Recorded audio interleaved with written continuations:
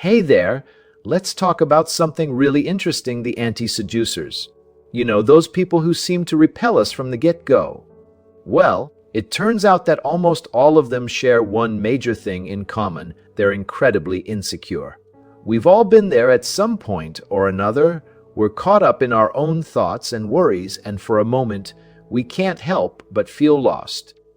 But then something happens that brings us back to the present, like meeting someone new or taking on a new challenge.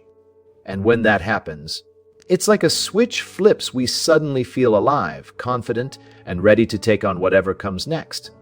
But anti-seducers aren't like that at all. Their insecurity is so deep-seated that it makes them almost completely unapproachable.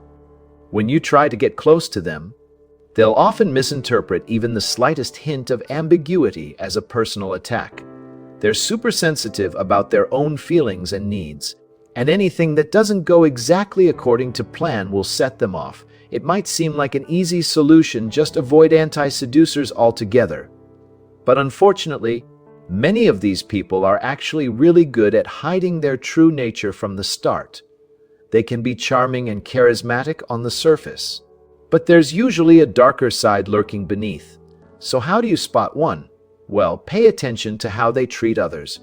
Are they always super critical or judgmental? Do they lavish you with praise without even getting to know you?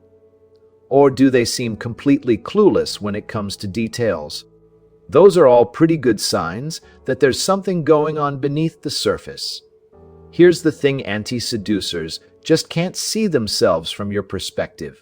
They're so caught up in their own fears and insecurities that they forget how to really connect with others. And that's what seduction is all about, creating a sense of promise and possibility that draws people together. So, if you want to avoid getting tangled up with an anti-seducer, the best thing to do is try to get outside yourself for a moment. Put on their shoes, imagine how they're feeling, and see where that takes you. It's all about perspective, and it might just change everything.